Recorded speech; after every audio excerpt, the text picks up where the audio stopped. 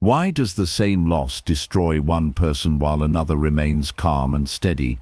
The event may be identical, but the suffering is not, and the difference lies in attachment. According to Gautama Buddha, we do not suffer because something leaves us. We suffer because the mind clings to what was never meant to stay.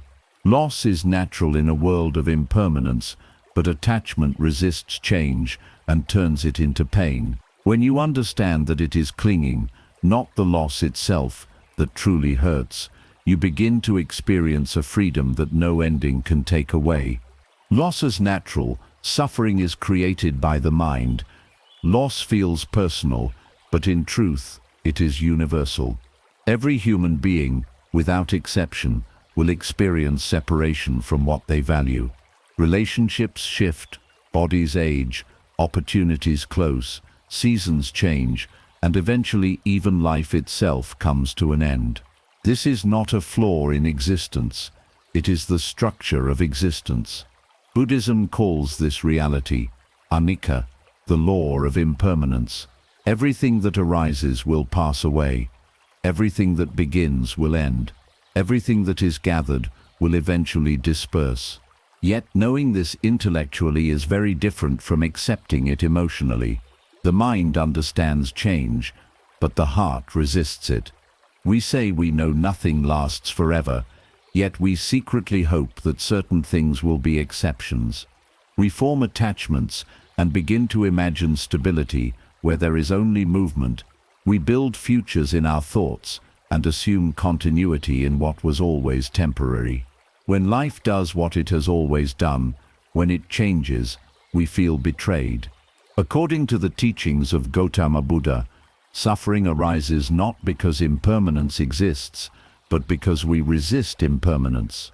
The first noble truth explains that life contains dukkha, often translated as suffering or dissatisfaction. However, dukkha is not merely physical pain or obvious tragedy. It is the subtle tension that appears whenever reality does not match our expectations. When something leaves and the mind insists it should have stayed, friction begins. That friction becomes emotional pain. Loss itself is simply change. It is the natural closing of one condition and the opening of another. The tree loses its leaves in autumn without calling it tragedy. The ocean releases each wave without clinging to its shape. Nature flows without resistance. Only the human mind tries to freeze moments and hold them still. We attempt to preserve relationships exactly as they were, to maintain youth, to secure admiration, to control outcomes. When life refuses to obey these desires, we call it suffering. But look closely and you will see something profound. The pain intensifies, not at the moment of loss, but at the moment of resistance. When the mind says, "This should not be happening," the struggle begins. When it says, "This was mine," the illusion of ownership deepens the wound. When it says, "I cannot live without this," fear expands. The external event may last a moment, but the internal resistance can continue for years. Buddhism does not teach us to avoid caring, nor does it demand emotional numbness. It teaches clarity. It invites us to see that everything we love is subject to change, and that loving wisely means loving without clinging. When we accept impermanence as the true nature of reality, loss no longer feels like a personal attack. It becomes part of the rhythm of life. This understanding does not remove all emotion immediately, but it begins to soften the grip of suffering. Instead of asking, "Why did this happen to me?" the mind slowly learns to ask, "Was this ever meant to stay?" Instead of seeing endings as injustice, we start seeing them as completion. Every meeting carries within it the seed of separation. Every beginning already contains its ending. When this truth is fully understood, loss becomes less shocking, less threatening, and less destructive. Loss is natural. It has always been natural. The real question is not how to stop loss, because that is impossible. The real question is how to stop fighting what is already part of the fabric of existence. When the mind releases its demand for permanence, suffering begins to dissolve, and in that space, something unexpected appears, peace that does not depend on what stays or what goes. If loss is natural, then why does it sometimes feel unbearable? Why does the chest tighten, the mind race, and the heart feel as if something has been torn away? Buddhism answers this with great precision.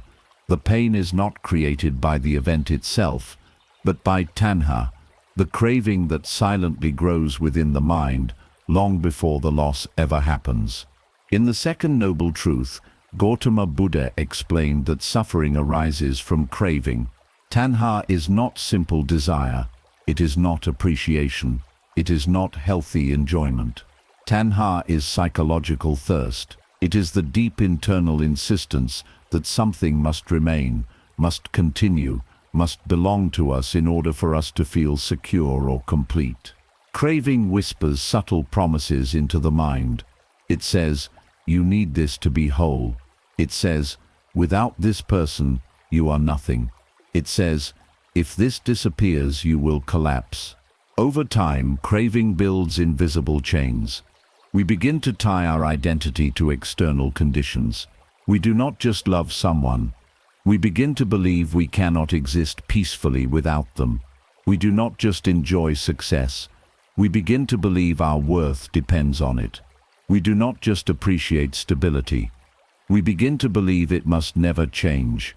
And when the object of craving shifts, as all things eventually do, the mind reacts with panic.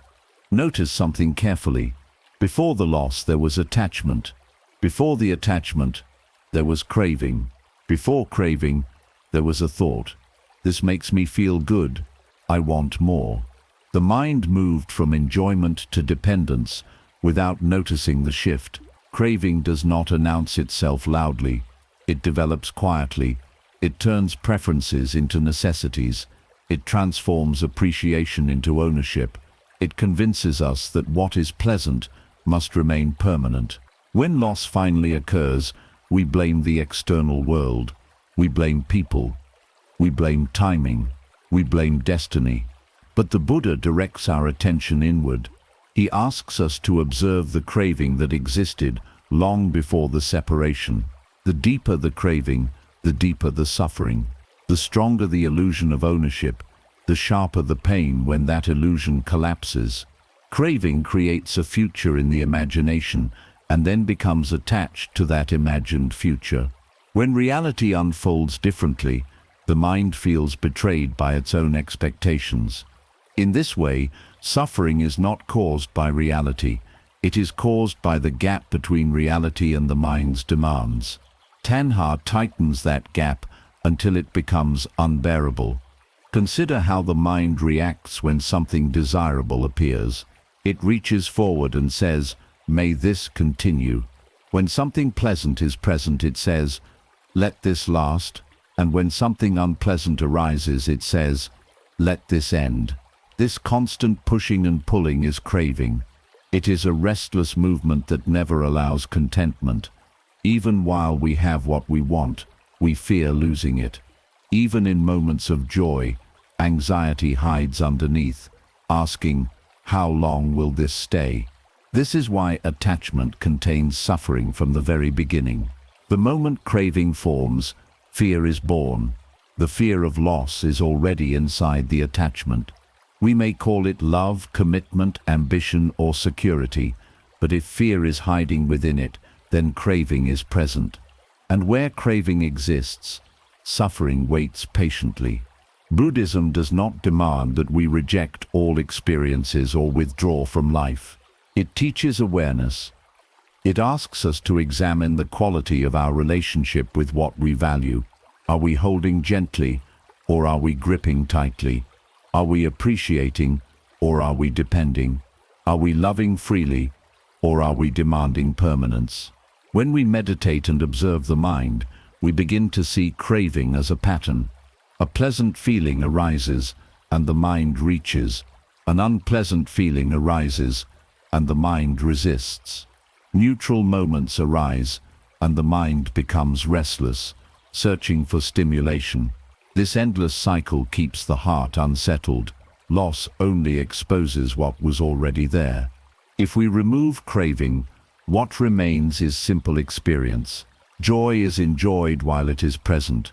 Sadness is acknowledged when it arises. Change is accepted as movement rather than catastrophe. Without Tanha, loss does not become identity. It becomes transition. The Buddha's insight is radical because it shifts responsibility inward. We are not victims of loss. We are participants in attachment. When we understand this, empowerment begins. We cannot control what leaves our lives, but we can understand the craving that magnifies the pain. The attached mind says, "This must not end." The wise mind says, "This too will pass." The attached mind says, "I cannot survive this."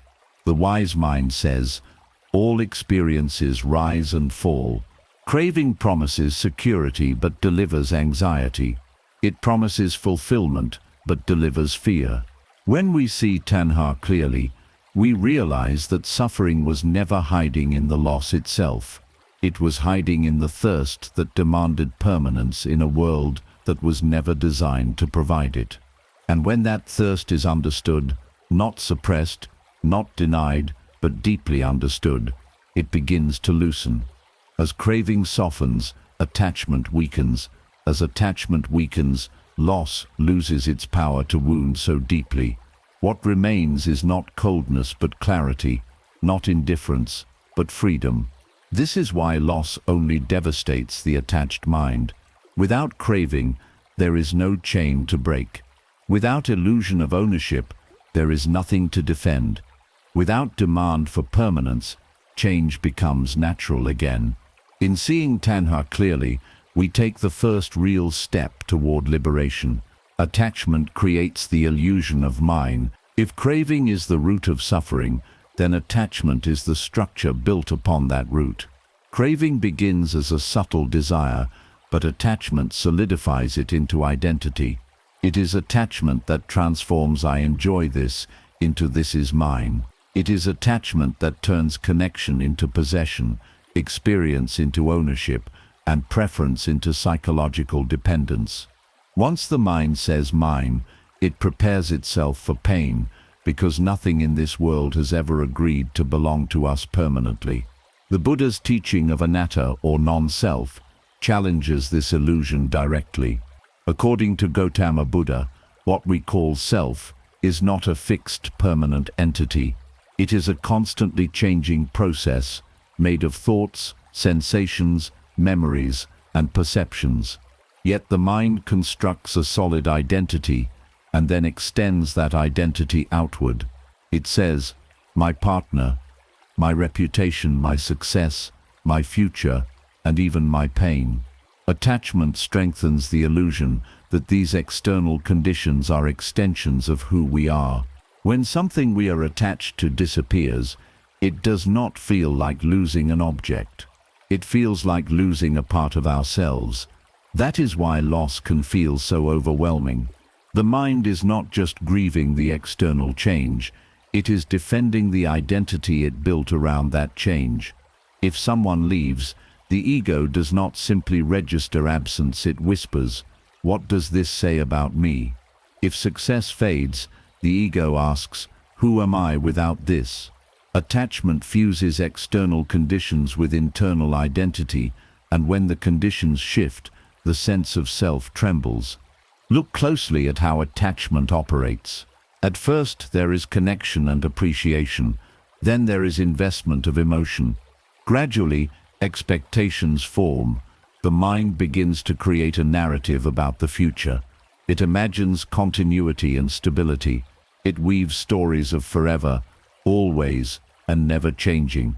Over time, these stories become unquestioned assumptions. The attachment no longer feels like a choice. It feels like reality itself. And when reality refuses to follow the script, suffering arises. Attachment is subtle because it often disguises itself as love or commitment. But love and attachment are not the same. Love appreciates and allows freedom. Attachment demands and fears loss. Love says, I am grateful for your presence. Attachment says, I cannot be complete without you. Love flows with impermanence. Attachment resists it. When we confuse attachment for love, we unknowingly plant the seeds of suffering within our relationships and ambitions. The teaching of impermanence, Anicca, deepens this understanding. Everything that arises is conditioned by causes and circumstances. When those causes change, the experience changes. A relationship forms because of shared conditions, timing, emotional states, and countless subtle influences. When those conditions shift, the relationship may also shift. Attachment refuses to accept this natural movement. It insists that what once was must continue indefinitely. It demands stability from something that was always fluid. Consider how attachment shapes perception. When we are deeply attached, we do not see reality clearly. We see through the lens of fear and desire. We exaggerate the importance of what we cling to. We imagine catastrophic outcomes if it leaves. We convince ourselves that happiness depends on its presence. This mental magnification intensifies the eventual loss. The more we inflate the significance of something in our identity, the more dramatic its absence feels. Attachment also creates constant anxiety even before loss occurs. When we cling tightly, we begin to fear change. We worry about signs of distance. We interpret small shifts as threats. We become hyper-aware of anything that might signal instability. In this way, attachment contains suffering long before separation happens. The attached mind cannot relax because it is guarding something it believes it must protect. The Buddha encouraged observation rather than suppression. He did not say to force detachment or reject experiences. He invited practitioners to examine the nature of clinging directly. Through mindfulness and meditation, we begin to see the moment attachment forms. We notice how the mind labels something as mine. We observe how fear arises when that label is threatened. We watch how identity contracts around external conditions. This awareness does not immediately dissolve attachment, but it weakens its unconscious power. When we truly contemplate non-self, something remarkable occurs. We begin to question the solidity of ownership. If the self is a changing process, how can anything permanently belong to it?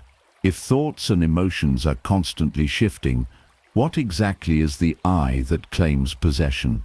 This inquiry softens the ego's grip. It does not remove care or affection, but it removes the illusion that control is possible. Loss then appears in a different light. Instead of being interpreted as theft, it is seen as transformation. Instead of feeling like identity collapse, it becomes part of the continuous unfolding of conditions. The external event may still carry emotion, but it no longer destroys the core of one's being. There is space between experience and identity. The attached mind experiences loss as fragmentation because it built itself around what was unstable. The wise mind experiences loss as change because it never anchored its identity in what could not last. This difference is subtle but profound. One mind contracts and resists. The other observes and allows. When attachment dissolves, relationships can still exist, success can still be enjoyed, and achievements can still be celebrated. The difference is that none of these define the self. They are appreciated as temporary visitors rather than permanent foundations. And when visitors leave, gratitude replaces devastation. In understanding attachment, we uncover the true reason loss hurts. It is not the disappearance of something external that wounds us most deeply. It is the collapse of the illusion that it was ever truly ours. When we see clearly that nothing was owned in the first place, loss becomes lighter. The heart still feels, but it no longer shatters. This is the deeper freedom taught in Buddhism. Not the freedom of avoiding loss, but the freedom of no longer being bound by the illusion of mine. When the sense of ownership fades, suffering fades with it, And in that fading, peace begins to emerge, not because nothing changes, but because nothing is clung to as permanent. When the illusion of control collapses, freedom begins. Attachment does not only create the illusion of mine, it also creates the illusion of control. Once the mind labels something as mine, it immediately begins trying to manage, secure, and protect it. Control becomes the silent partner of attachment. We begin monitoring outcomes, adjusting behaviors, predicting reactions, and attempting to shape reality according to our preferences. At first, this effort feels responsible and intelligent, but beneath it lies fear. The attached mind believes that if it can control circumstances well enough, it can prevent loss. Yet life does not obey control. Life unfolds according to causes and conditions far beyond the narrow perspective of the ego. Buddhism teaches the principle of dependent origination, the understanding that all phenomena arise because of countless interrelated factors. No single person governs the flow of events. Every relationship, every opportunity, every experience is the result of intricate conditions meeting temporarily. When those conditions shift, outcomes shift as well. Control is not power, it is tension. The suffering of loss intensifies when control collapses. The mind feels not only sadness, but humiliation. It says, "I should have prevented this." It says, "If I had acted differently, this would not have happened." It replays conversations, analyzes decisions, and imagines alternative timelines. This mental replaying is another form of attachment. It is attachment to the idea that reality could have been forced into permanence. According to the teachings of Gautama Buddha, clinging to what is beyond our control produces dukkha. The desire to shape every outcome creates constant inner resistance. Even when things appear stable, anxiety lurks underneath because control must be continuously maintained. The attached mind lives in vigilance. It cannot relax because it believes everything depends on its management. Consider how exhausting this becomes. When you attach to a relationship, you begin subtly trying to control how it evolves. You monitor tone, distance, and signs of change.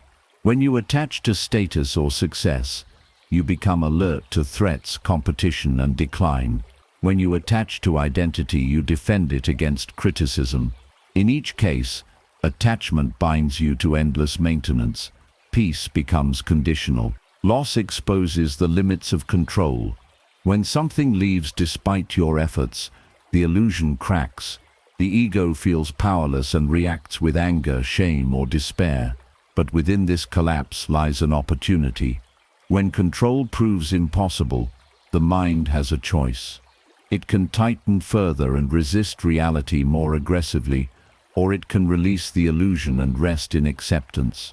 Acceptance in Buddhism does not mean passivity.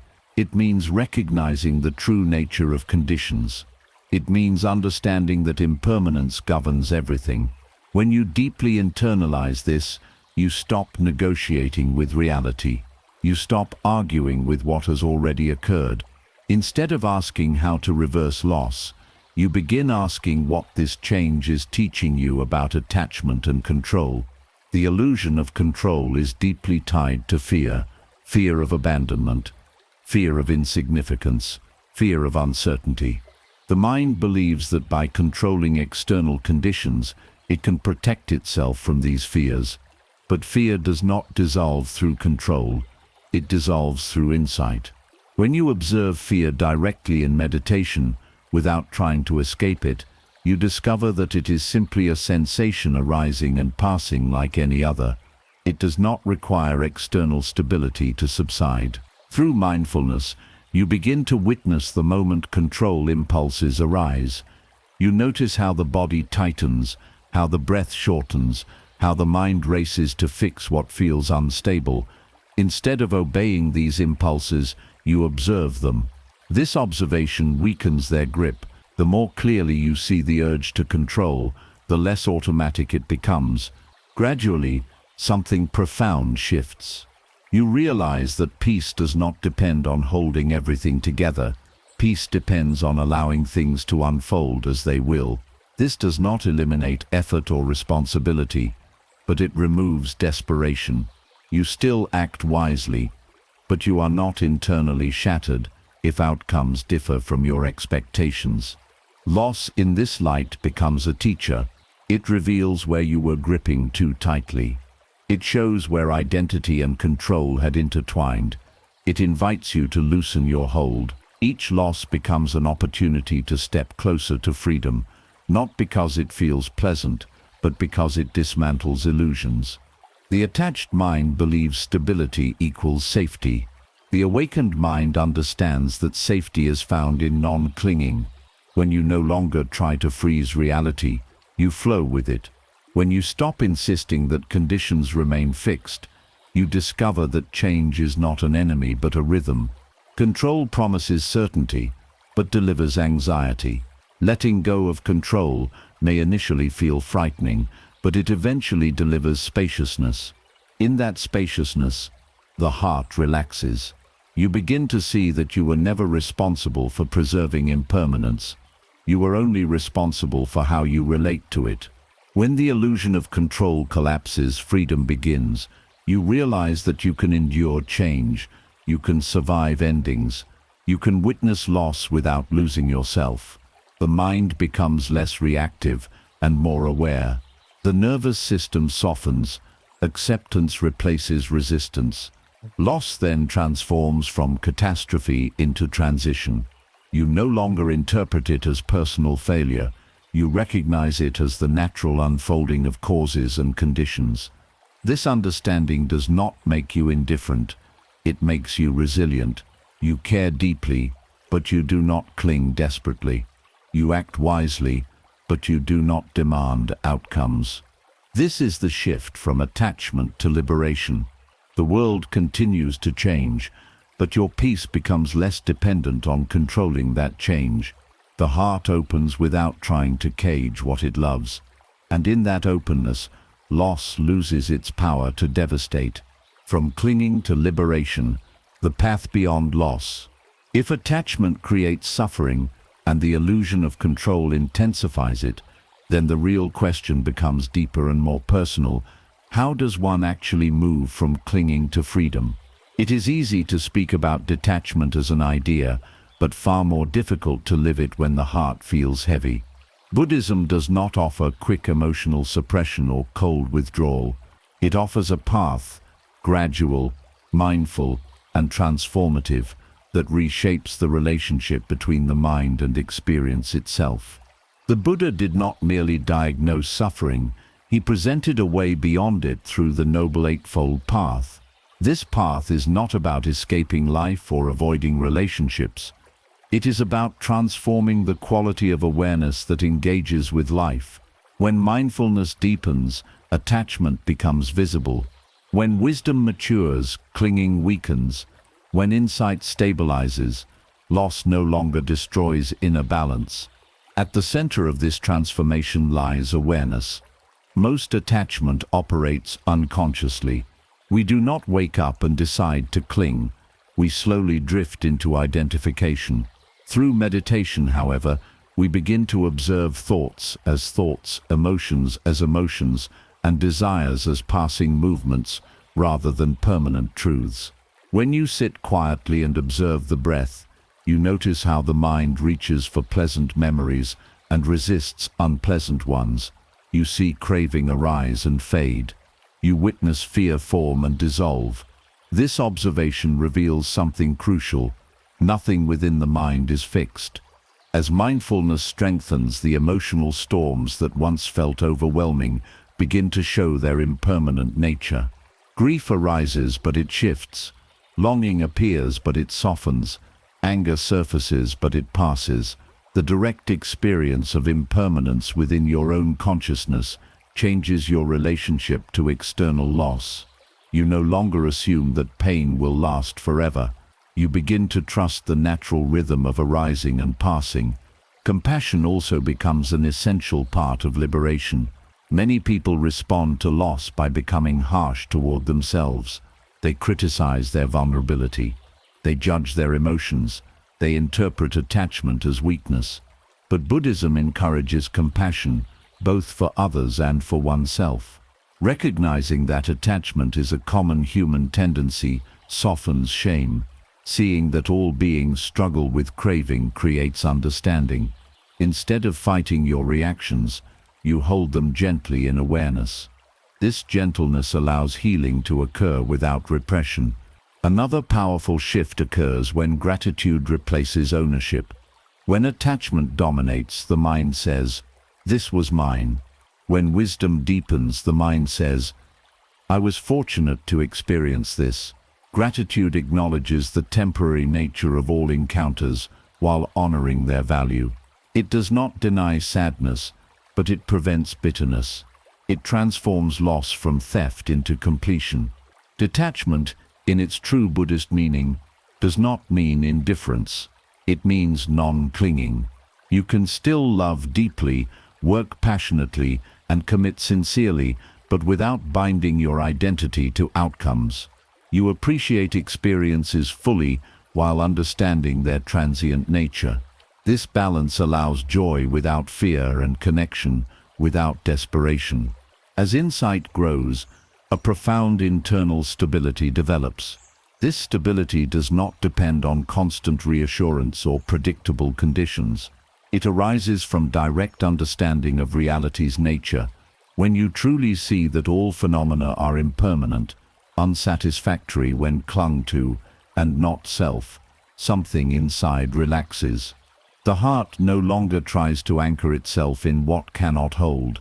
Loss then becomes less of a collapse and more of a turning point. Each ending becomes an opportunity to refine awareness. Each separation becomes a reminder of impermanence. Each disappointment becomes a teacher about expectation. Instead of reinforcing victimhood, experiences begin strengthening wisdom. The practice of equanimity plays a central role in this transformation. Equanimity is the ability to remain balanced amid gain and loss, praise and blame, pleasure and pain. It does not suppress emotion, it steadies the mind so that emotion does not dominate perception. When equanimity is cultivated, loss is felt but not amplified by catastrophic thinking. The mind stays grounded even as circumstances shift. Through continuous practice, the identity that once revolved around external attachments begins to loosen. You discover a deeper dimension of being that is not defined by relationships, roles, or achievements. This dimension is awareness itself, calm, observing, spacious. From this place, loss does not erase you because you are no longer built entirely upon what can disappear. Freedom does not arrive in a single dramatic moment. It unfolds gradually. At first, attachment still pulls strongly. Then, awareness interrupts it. Later, attachment arises but feels lighter. Eventually, clinging loses its automatic force. You respond to change with understanding rather than panic. The same events that once shattered you now move through you with less resistance. This is the liberation Buddhism speaks of, not the absence of change, but the absence of bondage to change. The world continues its cycles. People come and go. Conditions evolve.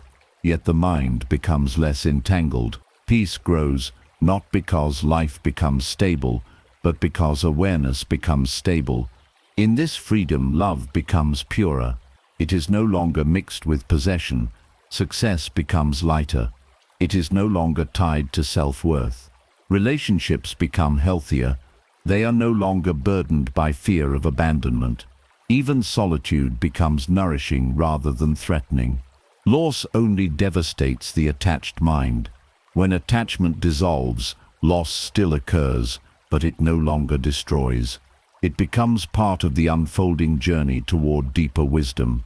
The heart remains open, but not bound. The mind remains engaged, but not imprisoned. This is the quiet strength that emerges when clinging fades. It is not dramatic. It is not loud. It is steady and luminous.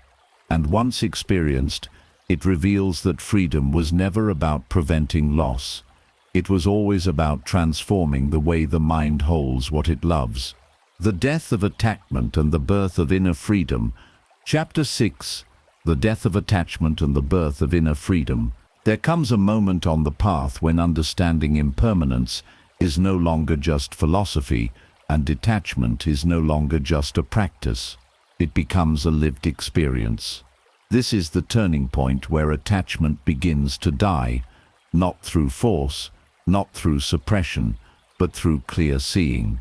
And when attachment begins to dissolve, something profound is born in its place: inner freedom.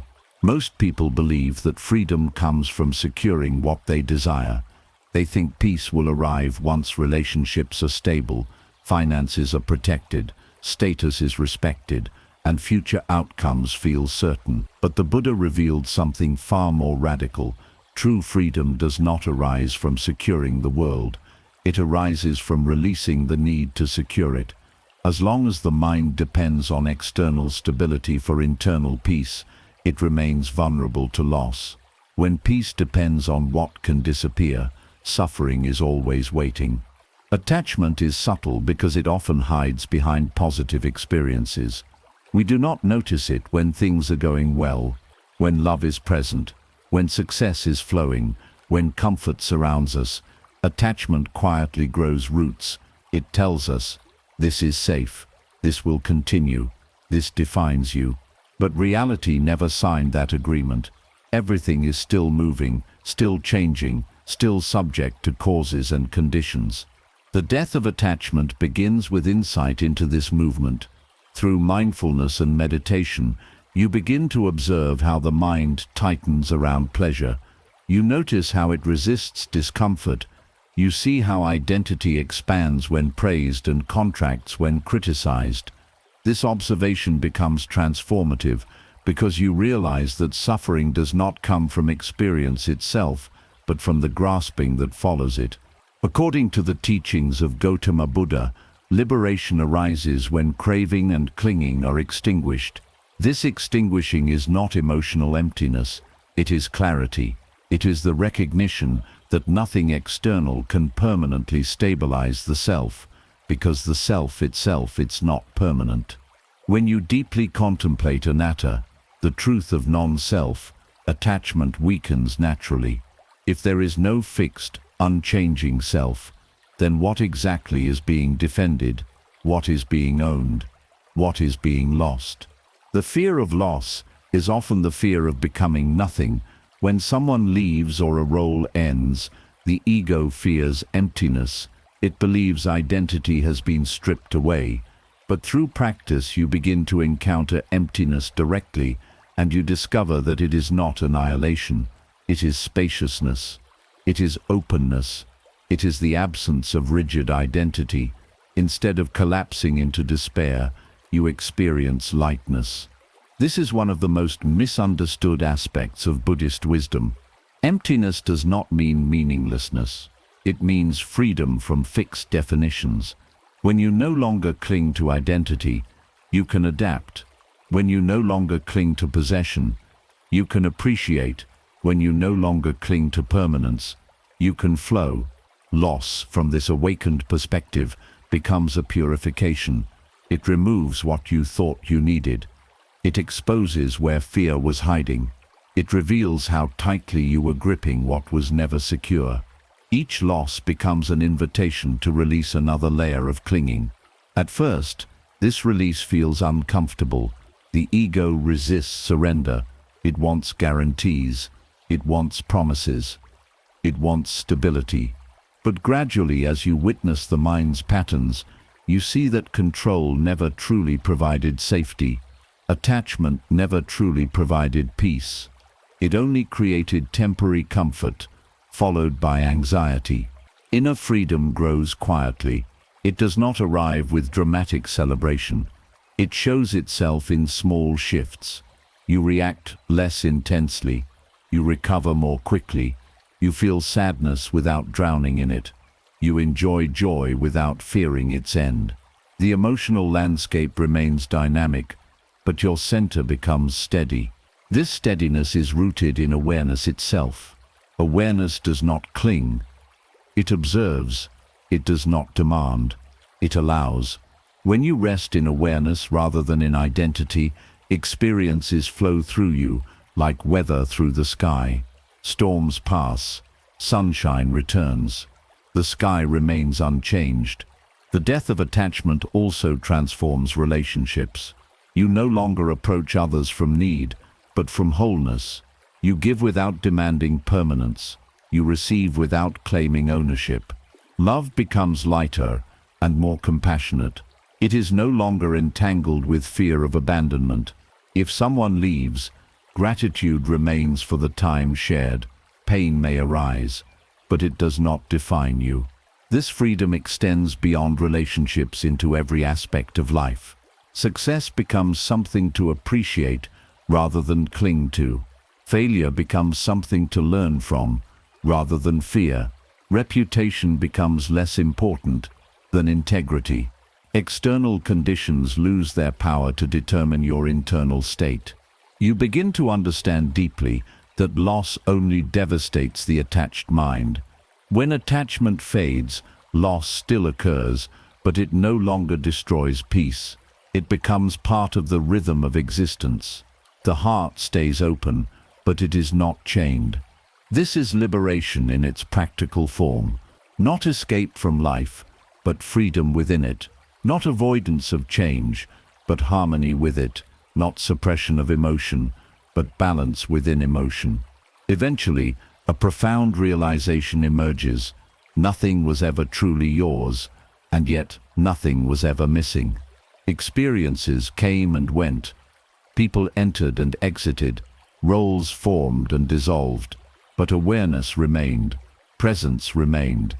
The capacity for peace remained. In this realization, fear softens. Anxiety decreases. Clinging relaxes. You stop fighting impermanence and begin trusting it. You see that change is not the enemy. Ignorance of change was the enemy. Attachment was the enemy. Misunderstanding was the enemy. The birth of inner freedom is the recognition that peace is not found in holding on, but in letting go. Not because letting go is easy, but because holding on was never sustainable. When attachment dies, suffering loses its fuel.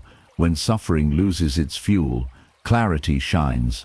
And in that clarity, loss loses its power to define your life. Living in a world of loss without being lost.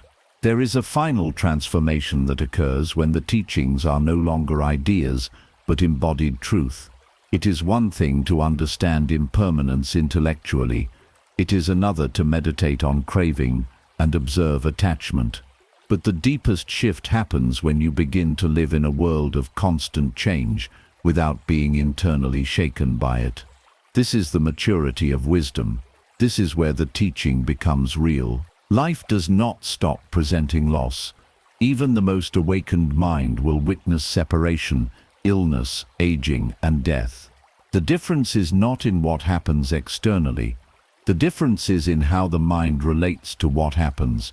The attached mind interprets every loss as threat. The awakened mind sees each loss as part of the natural unfolding of causes and conditions. When wisdom matures, you no longer demand permanence from what is impermanent. You no longer expect stability from what is unstable. You no longer search for identity in what is constantly changing. This shift is subtle, but it changes everything. Instead of asking life to guarantee comfort, you align yourself with its nature. Gautama Buddha described liberation not as acquiring something new, but as removing ignorance. Ignorance is the belief that things can be possessed, controlled, or made permanent. When ignorance fades, suffering fades, not because pain disappears, but because resistance dissolves. Imagine standing in a river. If you try to stop the water from flowing, you exhaust yourself. If you resist the current, you struggle. But if you understand that the river's nature is movement, you relax and move with it. Loss is the current of life. Resistance is suffering. Understanding is freedom. Living without attachment does not mean withdrawing from experience. It means participating fully while remembering the transient nature of all phenomena. You still care deeply. You still love sincerely. You still work diligently. But you do not build your entire identity upon outcomes. You do not collapse when conditions change. When someone leaves your life, sadness may arise, but it is clean sadness, not tangled with ego. It is grief without resentment. It is pain without identity collapse. You feel it fully, but you do not become it. You allow it to move through you. You trust that it too will pass. This trust is not blind optimism. It is grounded in direct observation. Through mindfulness, you have seen how emotions rise and fall. You have seen how thoughts appear and disappear. You have watched your own mind change moment by moment. That insight becomes a foundation stronger than any external security. The deeper you go into practice, the more you recognize that nothing external was ever stable enough to guarantee peace. Even in times of apparent stability, anxiety lingered beneath attachment. The fear of loss was always there. Now, without clinging, that fear softens. There is space where tension once lived. You begin to notice something extraordinary. Joy becomes purer when you are not trying to hold on to it. When you no longer fear its ending, you experience it more fully. You appreciate moments without demanding that they repeat. You love people without trying to cage them.